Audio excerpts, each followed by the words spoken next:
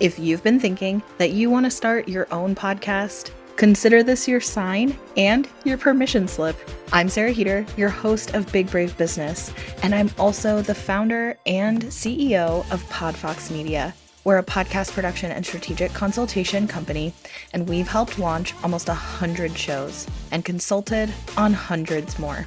In 2024 and beyond, there are so many choices out there for podcast editors or managers or even production teams. But the difference when you work with PodFox Media is that you get access to not just our strategic support, and believe me, we are some of the best in the business, but also our core values. And that's something that I know if you've been listening to Big Brave Business for a while, you are well familiar with. If you know you want to work with a team that has your back and is actively working to change the world through revolutionary podcasting, working with thought leaders in a ton of different industries whose voices might be underrepresented in their communities or their industries or in podcasting, because let's be honest, it's a middle-aged white dude's game. That sounds like the kind of team and the kind of environment you want to be part of and you want to have behind you to get your podcast off the ground. We will help you every step of the way. Schedule your 100% free 90-minute launch strategy session with me or someone from my team at launchmyshow.com. That'll also be linked in the show notes, but it's launchmyshow.com.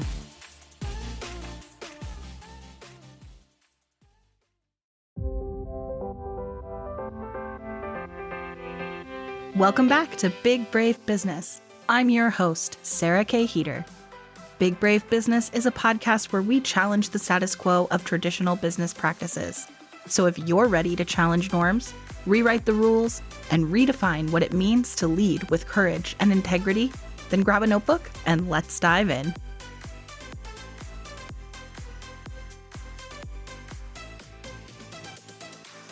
Well, welcome back to Big Brave Business.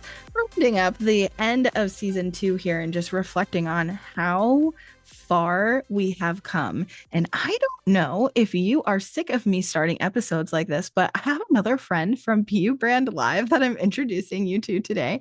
This is going to be so fun because my guest today is my accountability partner. We had a thing where you could like opt in to getting an accountability partner if you wanted that you could keep in touch with. So everybody who opted in kind of ended up with 2, like, because you got one, but then somebody got you, right? So anyways, one of my accountability partners is my guest today, Sara Hollander.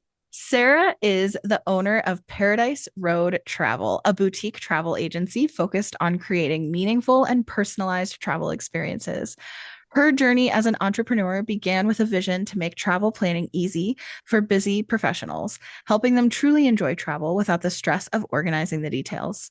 Paradise Road Travel specializes in group trips, destination weddings, corporate retreats, and family getaways, with a focus on designing authentic and elevated experiences that reflect the unique desires of each client. Thank you so much for being here, Sara. Yeah, thank you for having me. And wow, that sounds amazing when you read it. This is the best part of a bio is it's like, that is me. That is me. That I do that. I love it. Well, thank you. Thank you for having me. I'm really excited to be here. And yeah, you're my accountability partner. So it's been nice to be able to keep in touch with you and continue to have these conversations. Yeah, I feel like the last time we had kind of a quote unquote accountability chat was maybe the first time since we met that we really got a chance to kind of talk business a little bit more, because before that we were talking travel. I mean, how fun is it to have like a built-in friend who specializes in travel? And I say all the time, and I mean, I said this to you too, that as I'm traveling more again post-COVID, I used to really enjoy travel before COVID, but I didn't really have resources and I didn't have PTO, right? And then, or very limited PTO. And then during COVID, I was very much a stay at home. I very much quarantined and stayed at home. So I was not traveling for a while and definitely wasn't doing big groups. And now I've slowly but surely been adding travel back in. And now this year, it's like, I feel like I'm traveling every month, which is insane. So as I'm traveling more and more, some of my friends and I have been saying to each other, like, what are the hacks? How do you do it? How do people do this? I know there's like points for things. So anyways, mostly we talked about that. But our most recent chat we got to dig into actually talking about business. And that kind of leads me to my question to kick off our conversation today, which is what does being big and brave in business look like for you where you are right now? Well, I've got to say that I think the answer to the big and brave and bold, what does it look like for me right now? I think that it evolves throughout your journey, and as Yeah. you become a different leader and you become a different business owner. And I think right now I am really trying to put myself in uncomfortable situations. I'm trying to push myself. I'm trying to get myself out of the norm, whether it's the norm for either the industry or the norm in particularly for me. I'm trying to step outside of that and do things differently. And again, whether it's with my differently than what the normal travel agents do or differently than what I do. It's like, how can I evaluate and look at what I'm doing, be a little bit uncomfortable, and do something that's going to push me and my business to grow? Yeah, I completely agree. And I love that answer. And I think I've been trying to do that too.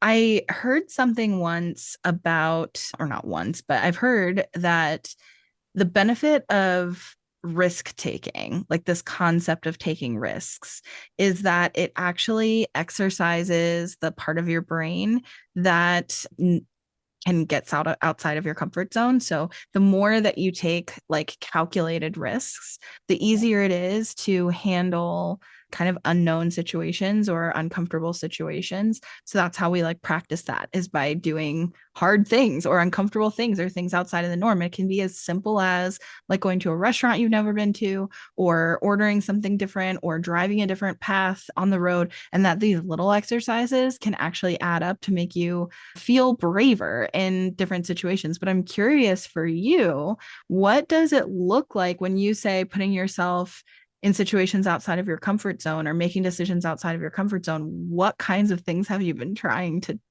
Yeah, experiment so with? there's kind of two buckets, and it's funny that the answer that you kind of brought up in terms of like pushing yourself, and it's like every time you push yourself, you become a little bit more comfortable. So for me, one of the things that eventually I want to do in my business, which I haven't necessarily focused, I haven't done family travel in general. Eventually, I would love to travel, focus on, and help out single parent or solo parent. I call it solo parent, but there's a lot of moms out there who have a husband who maybe Mm, travels and who maybe works, a 9 to 5 job, who's in the office, who can't take that time off, but really wants to travel with their kid, mm, but they don't want to do it with it because they're so afraid to do it alone without their partner.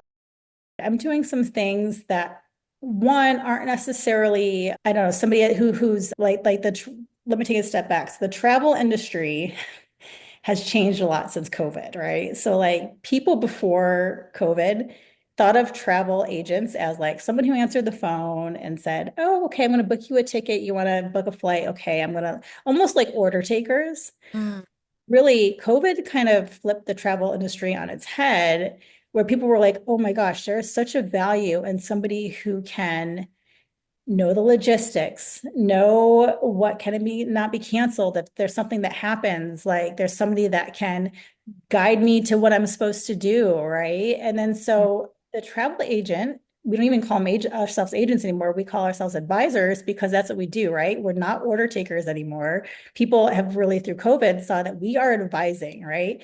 You come to us and we put together a whole entire plan, and that we are advisors now.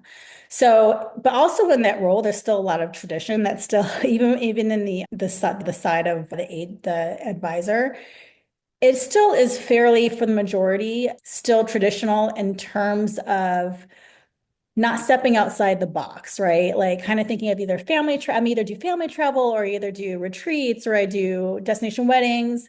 But I'm actually doing my first retreat, hosting a retreat. Most travel agents don't host retreats, right? They might do like group trips where I'm going to get 10 people together and I'm going to take them somewhere. But one of my passions is small business owners and connecting with other women who own small businesses. Like this is why I think we were both at like BU Brand and why we both connect. I mean, we both know the power of having a friend and who's going through the same thing. And like we had a great conversation the last time we talked, and I learned some things for you, and I'm like, like why didn't I think of that, right? So I am holding a retreat in about a month here. And it's not the typical travel agent retreat where it's like, hey, we're going to fly to Cabo and we're going to be at an all inclusive. And I'm holding these kind of seminars here. I'm doing something very different where it's a small, intimate group who's getting together in South Georgia. I'm not doing a big buyout. Everyone's kind of doing their own places. It's just not the typical way that a travel advisor would put together a group trip. And this is really for the benefit of us coming together as women who own businesses to learn and connect, Yeah. really be able to further our businesses. So, and I'm using that. A lot of agents would look at that and be like, wow, that's kind of a waste of your time and energy because I don't really know like what the big picture is. You only want a small group of women. But to me, it's something I'm super passionate about. I'm hoping to eventually take this to a place where maybe we'll do this in 5 years and we'll be doing it in Bogota, or we'll go to Colombia. We'll do something funny, do something in South America. But to me, that is also an opportunity for me to get to know women, to it's an opportunity to promote my business in a different way, right? I don't know how many people I've connected with just through me promoting this retreat who probably won't come to the retreat, but now know that I'm a travel advisor, that I have a travel company. So it's looking at things differently. And I mean, being on this podcast for me is like a big, bold move for me, right where I am right now. In Yeah. 5 years, being on a podcast, I'm hoping will not be so out of my comfort zone. Yeah. It's like taking all those little steps that are just going to push you to be a better leader and human and business owner. Yeah, so interesting. I think the connections here, number one, I think starting with what are you doing personally, I think really does bring back the same theme that I was talking about earlier, where the more you exercise it, that muscle, the easier it is to do like in your business. So if you're interrogating those things in your life and if you're putting yourself in situations outside of your comfort zone in your life, in your family, then in your business, it becomes easier to just do more of that and vice versa. The more you practice that in a business scenario. So, whichever one feels maybe like an easier step forward to focus on, then it can help you practice so that it's easier to do in another way. And I think with business too, especially in an industry like travel, we've talked a little bit about this. When you come into it, there's a way that it's done, and the industry sort of operates the way it operates. So when you come into the industry, there are people who tell you this is how you do it, this is like A, B, C, D, here's the process, right? Like this is what it means to be a travel advisor, and this is what's going on in the industry. And yeah, the industry grows and evolves, but like everybody grows and evolves kind of together. It makes me think sort of like in real estate or like any of these other kind of, even like insurance, these kind of individual agents inside of this industry. But the reality is that while there are things that I'm sure like license wise that are going to be done the same way, there's also, you're running a business so you can like do anything you want also. Exactly. Exactly. Well, it's funny you bring up, it's funny you bring up real estate because that is what I always compare the travel industry to, because a lot of people don't know, a lot of people don't know about like how it works. Like people are always like, how do you get paid? Or like, how does it work? And I'm like, it's very similar to real estate, right? It's like you've got this big umbrella company, and I'm part of a amazing umbrella company. I would love to give a shout out to my mentor, April Schmidt, who has literally like I would not have my company if it weren't for her. I'm under her big umbrella, and she's still a great mentor to me. And then I have my company under there, and then but it is my own company. I can do whatever I want. I can market it. I can do anything, and so and that's what I love about this business is having the freedom, and I think what most entrepreneurs probably love about business is like having the freedom to really do what you want. And I used to be, I started off as a professional dancer. I mean, I danced my whole entire life. I mean, I went to school for dance, and like there's always been this creative part of my brain where like I want to be in the business side, but then also I love that I have the opportunity to dream up and actually implement these crazy trips, but then also implement like this retreat and implement all these other things that I can Yeah. do in my business. Yeah. Yeah. And one of the things I love about this too is that I think, especially in an industry like that, it's easy to have mentors, both mentors who are ahead of you in business or came before you in business, but also peer mentors that you kind of started at the same time as, and then also being a mentor. There's lots of learning in all directions within your own industry. But one of the things that we really kind of bonded over on our last conversation was that the value of connecting with people in different industries and how that can kind of inspire you to think about doing business even differently already. Like it's one thing to think about practicing that challenge of like, how can I do this differently? But where do you get ideas for that? And I think like one of the places you can get ideas for how to do things differently is having relationships with people in all different levels of business in all different industries, because then you can take the pieces that feel exciting or interesting or that challenge you a little bit and think like, how would this work in my industry? How could I do this in my business? And I say this all the time with my clients because I work in podcasting. And so I produce podcasts. I listen to a lot of podcast episodes for people who work in a lot of different industries that are very different from mine. One of the industries that I have a few podcasts in the under the umbrella is the pet industry. No, I don't work in the pet industry. I've never really had a desire to work in the pet industry. It's never really been like a particular like calling for me. I mean, I've always had pets my whole life, but like, so I'm not like anti-animal, but I just I never Astronaut. That's dreamed of why, like yeah. being a Don't. groomer or a daycare provider or running a pet store or whatever. That honestly never even occurred to me. However, now I've got this like whole community of friends and business network connections that are all in the pet industry. And what's so funny, and the reason I bring this up is because it's so different from podcasting. The services we offer are different. My business is totally virtual, whereas a lot of pet businesses, not all, but a lot of pet businesses, most even, are brick and mortar. So the environment is completely different. However, I am always taking notes when I'm listening to these pet industry podcasts and thinking, how can I take these lessons that I'm learning from them about what works in their business and how could I adapt that? Like how could I make that relevant to what I do or to my industry, or like how can I grow and evolve that or grow and evolve myself with using that as inspiration?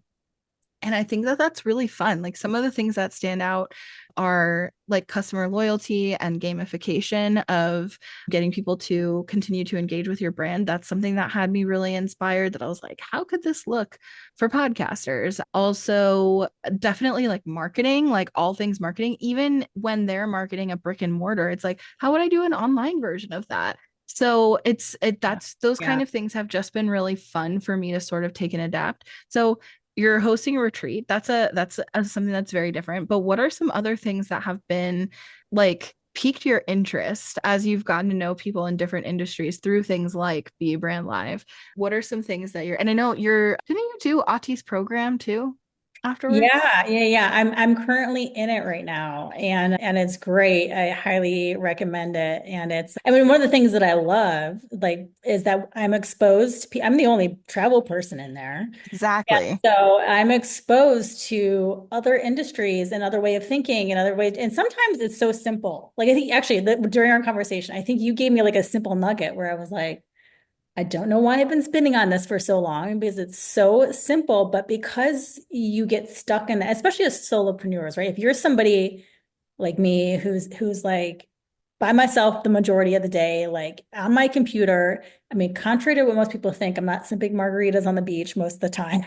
I'm at my computer, like putting together these things. And it's like if you don't step away from your business and not even just your business, but your industry, you're missing out on so much. And that's what I really learned from, and I will say, like, BU brand kind of put me on that path where I was like, I've been missing this. I've been missing this community of women because I've had my head down and working. You think sometimes grinding and working and like getting the to-do list done. Yes, of course, you've got to take care of your clients, right? That's number one, but you've got to find time to step away and connect. I mean, some of my best ideas and some of the clients that I've met have come from And I don't want to say networking, but it is like a form of networking, but it's also just a form of just like connecting with other people, right? On a real level, right? I hate the word networking because it feels like, oh, I'm showing up with my business cards and I'm like, here you are, and what can you do And for just me? trying to get clients. That's what I Yeah. think of. That's how I used to think of networking, where like the point was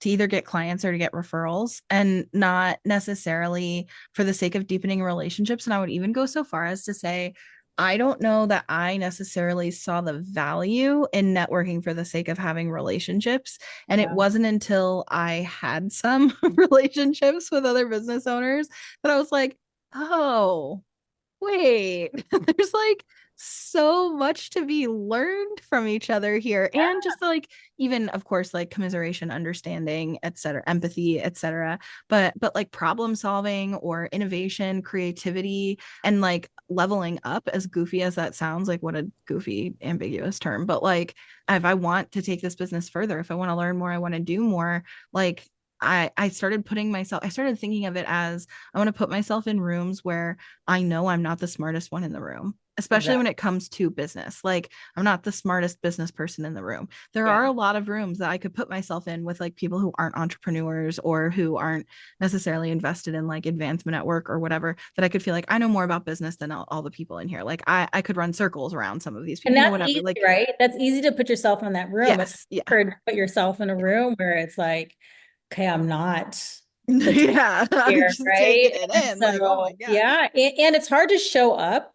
And it's also hard to like put yourself out there, right? Because it's also easy to go there and kind of stand in the corner. At least for me, I don't know. It's like it'd be Totally. easy. You're right. Yeah. So yeah, so it's putting yourself out there, and then it's almost in a weird way. And another thing I wanted to say about business owners and like connecting is like we are also of the same mindset where it's like, okay, I know Sarah, she does this amazing podcast business. Like you're on the top of my mind. So like when I'm talking to somebody else, right? I know the value that I can bring to you by recommending your podcast or like going on and leaving a comment. I feel like other business owners get that. And people who maybe do a 9 to 5 and just check in and check out, like they don't understand that. And it's not a diss. It's not like I'm not like trying to be mean about it, but it's like they don't necessarily get it. So it's like the more people you surround yourself who have that same mindset, who are going to speak your name to somebody who is appropriate to you, like it's just the entrepreneur is going to do that. Yeah. So yeah. So that's definitely a plus for surrounding yourself. But one Yeah. thing that's kind of almost like a step back that I'm realizing in terms Mm. of and I want to say it's not bold in the fact where it's like, hey, this is something that's completely different. But one of the things that I'm realizing is like almost getting back to basics because in a world where it's like, okay, I got to post every day. Okay, I've got to put a blog post out every day. It's like I am realizing that some of my best clients are coming from me doing basic things, right? And I think that so often gets missed. Yeah. It's like the like going out and having a cup of coffee with somebody, right? And it's like having a conversation with somebody who, just hasn't having a meeting and with them and talking to them. It's like I'm from upstate New York. It's like I'm going back there and I'm like, okay, what can I do to provide a service up there? Because those are my people, right? Those are the people that I act with. It's like I don't need to throw some big things. So I'm going to go there and I'm going to actually put together coffee chat dates with people there, right? Give people a chance and buy you coffee and you come sit down. It's like so simple that sometimes those things get missed.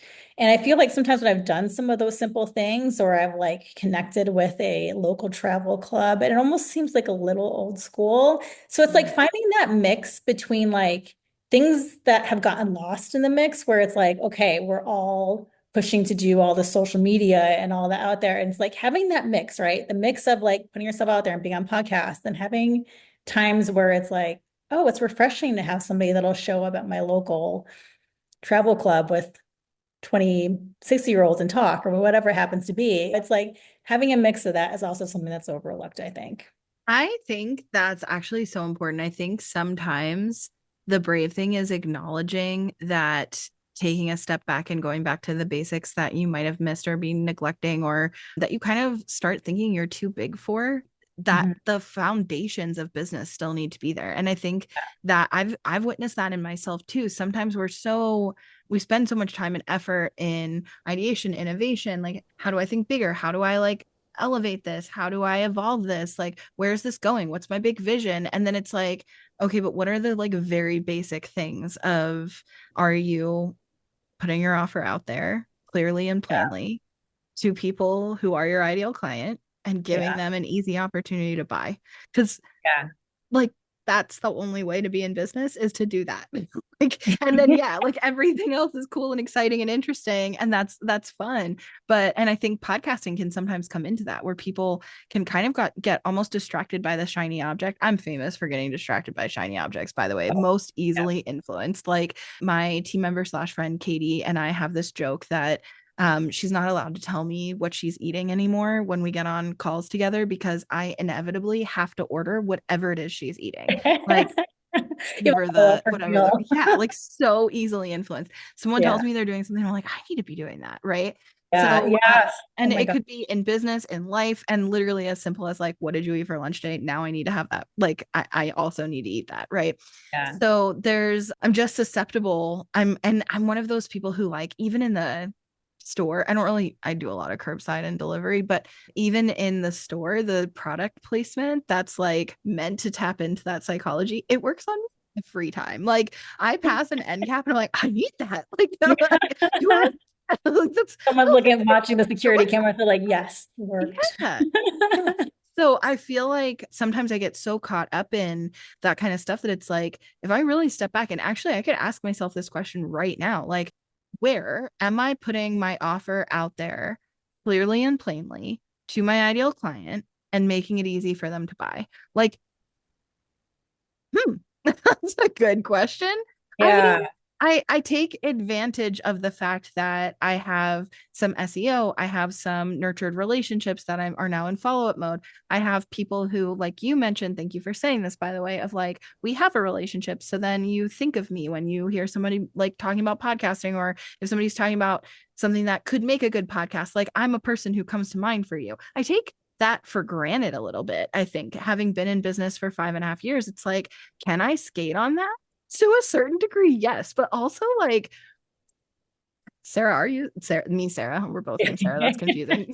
Sarah, me, and we're both Sarah H too. So it's like even funnier. No, But well, anyways, I'm Sarah without an H, but Sarah true. H is Sarah Hollander. Yeah, yeah, yeah. Yes, exactly. Yeah. So Sarah H with an extra H. What are you doing to like? Are you selling your like? Are you even selling your offer? I Yeah. mean, how often and how effective is that? And like going back to those kind of basics, I am actually questioning that in this exact conversation. That I'm like, what could I be doing that's a lot simpler? I'm spending all this time on my freaking FAQs page on my website, or my like whatever it is. Oh, the I've website. been spending all this time building custom GPTs and like okay, but Sarah, like, are you selling your offer? No, I know. It's, you know what, and Auntie gave me a great, and I just did this the other day, and it really helped me. And so she gave me an exercise. And the exercise was, she's like, it sounds so simple, like you need to do a brain dump, right? Like just because I was like, I'm overloaded, and this is like the busiest time of year for travel, so I've got a ton of clients, but then also, yeah, I'm like, I want to do the million things I want to do, right?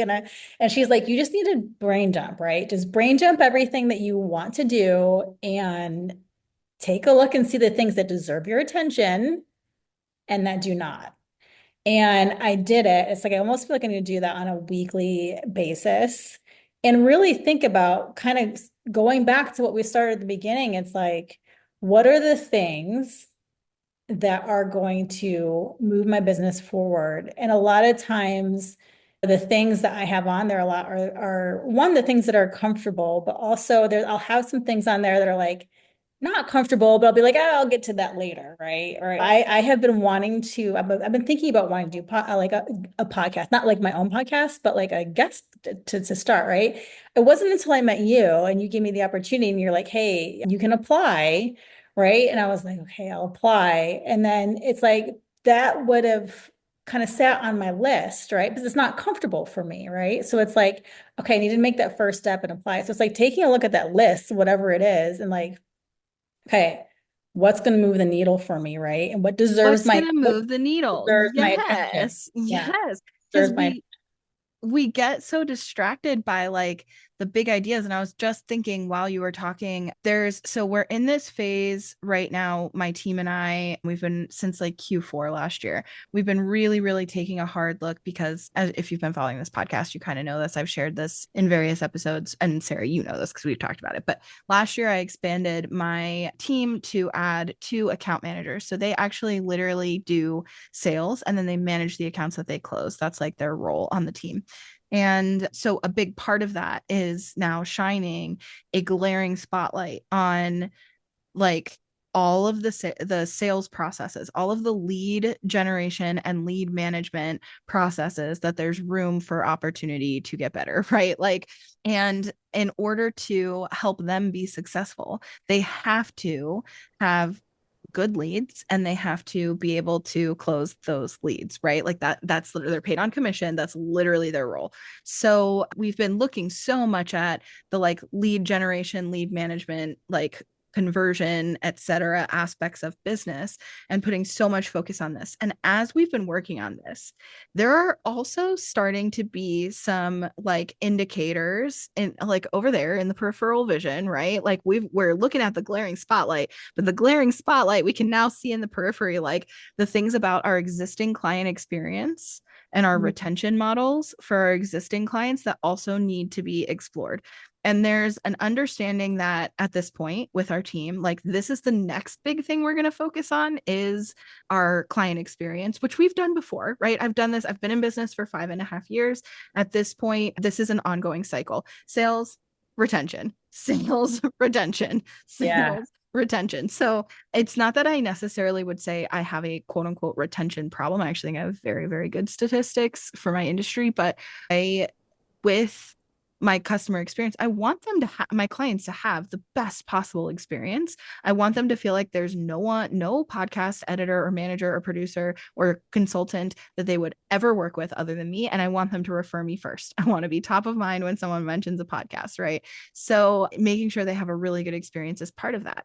Do I feel like I'm nailing the customer experience? No, I deliver great results, right? And I have a good relationship with the people I work with. So it's quote unquote been good enough. But there are seasons of my business in the past where we've maybe put more emphasis on this.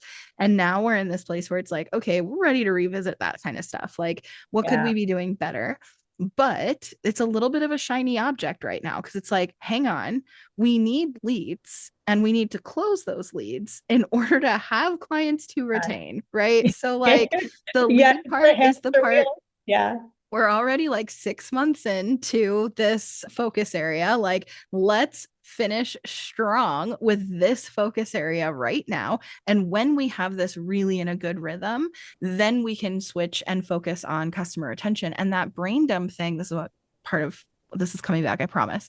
The brain dump thing, that's what we've started doing with as we're working on like lead stuff and the sales process. I hate like referring to people as leads, prospects, as or whatever. Like that, Yeah. it sounds so cold, but that is literally what we're talking about in business, right? Like from a business standpoint, but people who are potential podcasters who would work with us, right?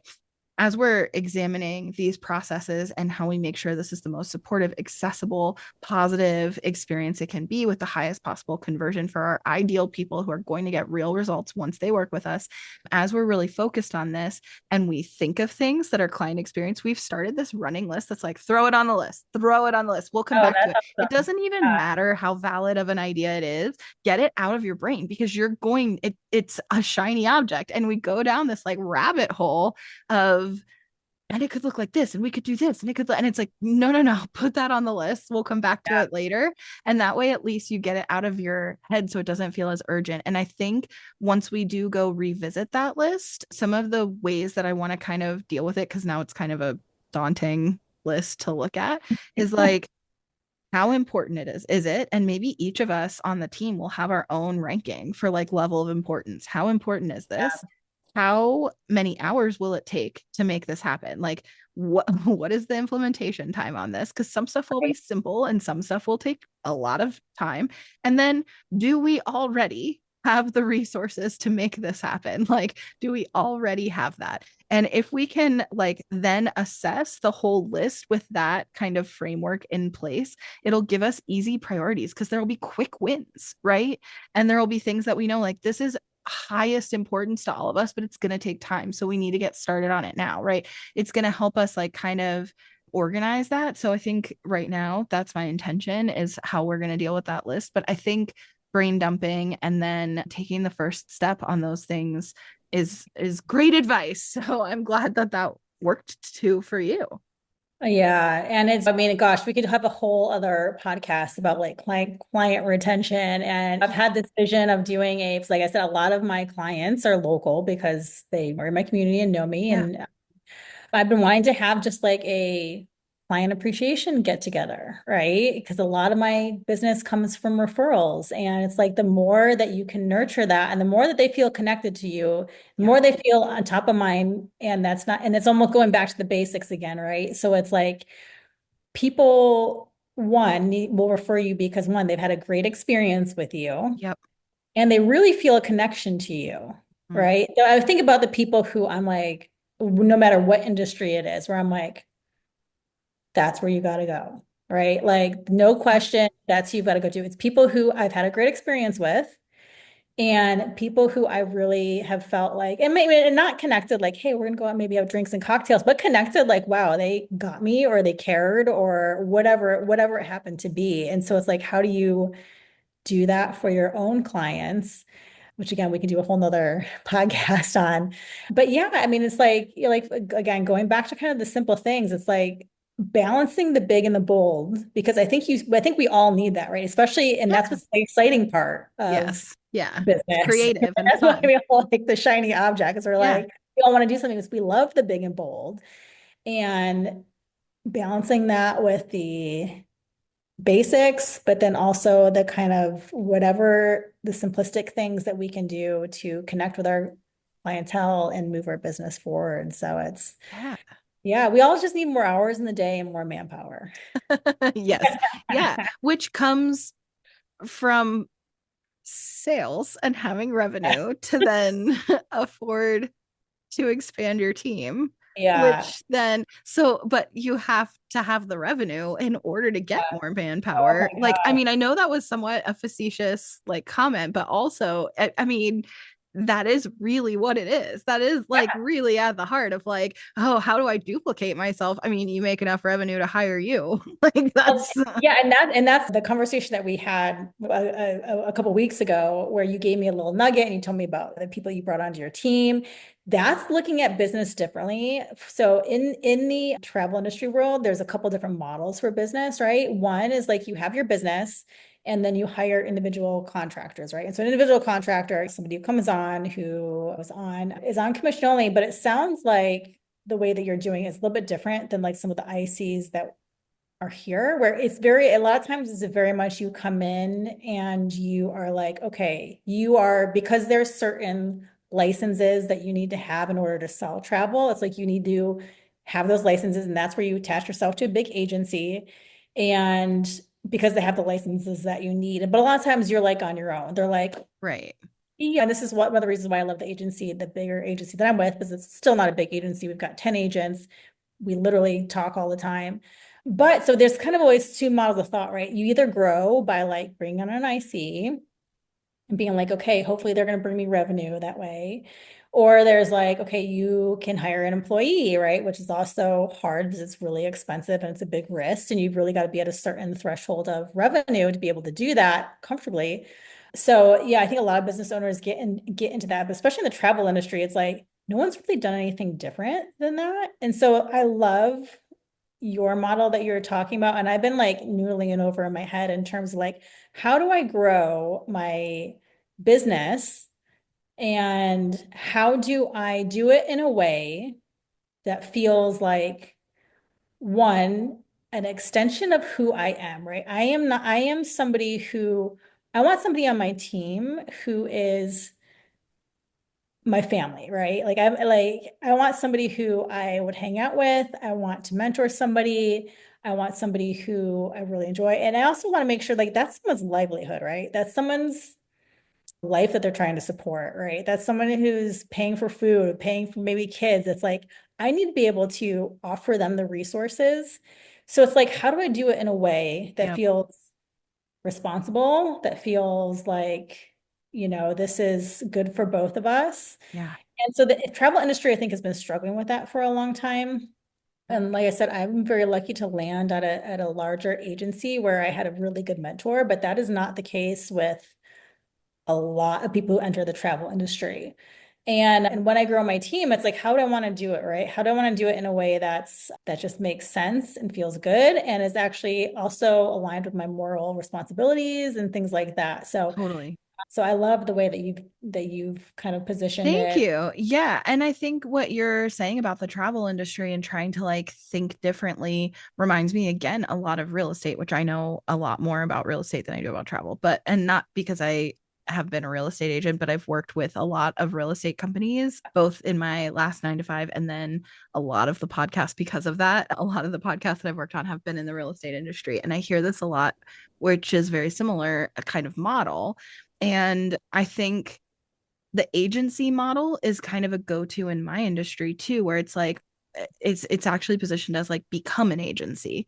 And then that way that's like a way to scale. And I think probably I'm sort of doing a hybrid, but I never loved the idea of doing like a true agency, making like Podfox into a true agency because something about it to me feels like kind of what do people say, like kind of meta of like my business is helping you run your business, which there's lots of businesses out there that are like that. The agency model is a totally valid choice. It just something is weird, like it like creates a weird vortex in my brain that I'm just like can't quite wrap my head around. Like why would someone who then found success there continue to work for my agency when they're just running their own company? They could just do it on their own because there is no licensing part, right? Like, so what would the reason be for them to continue to work for me? And if my business hinges on that, where it only works if people continue to stay under the umbrella, then I would have to offer enough to make that an incentive. And there are ways, certainly, to do that. But this to me feels like a hybrid model because the risk is lowered because it is still commission based. That also gives people who are kind of entrepreneurially minded and interested to still have the freedom and flexibility to make their own schedule, to work as much or as little as they want. Like there's no restrictions on it like that.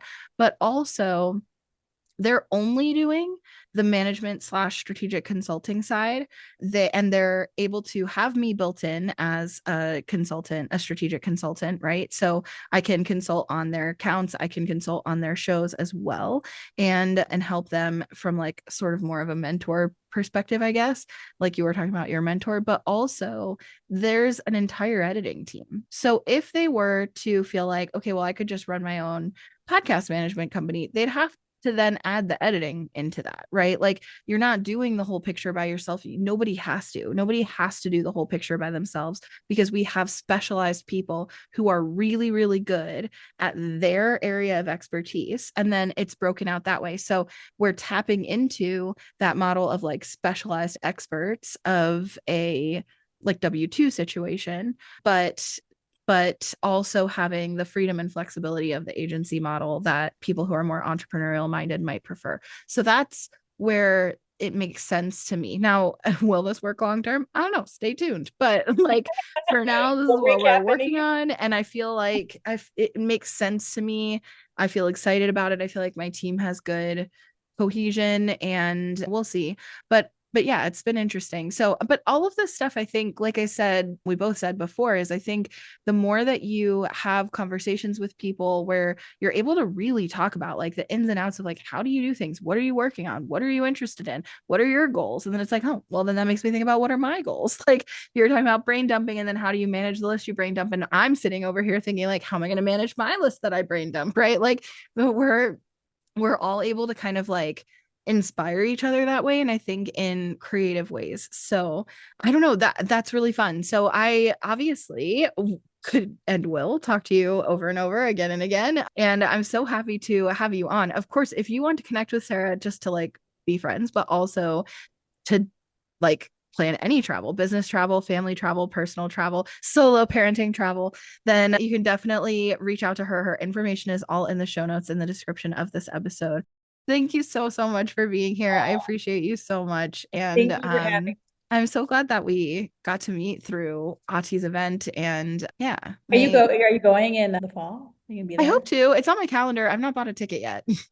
I know. Well, fall feels far away, even though it's not. Yeah, it's really not. But I would say I'm planning on being there, Yeah. but I have not yet bought my ticket. We will get a vanilla milkshake. Yeah.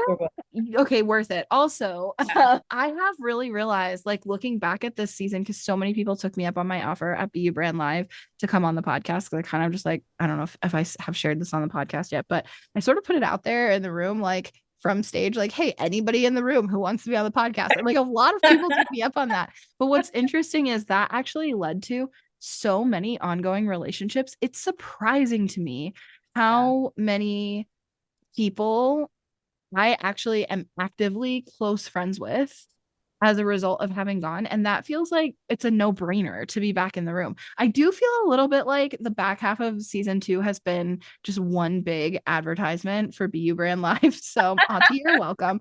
Also, I'll take my affiliate commission anytime. No, there you go. There you go. So yeah, so no, I definitely plan to be there. And yes, vanilla milkshake date.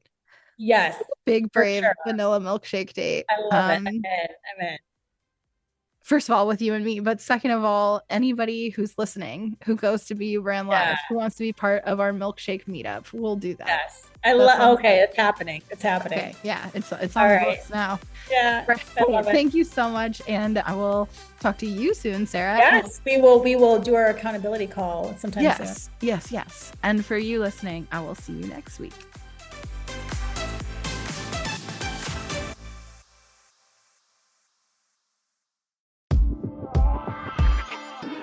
If you already have a podcast, but you're feeling stuck or frustrated because nobody's really listening, or you just wish more people were listening, or you want to figure out how to start making some money from your podcast, whether that's through sponsored ads or any other form of monetization. By the way, did you know there's other forms of monetization?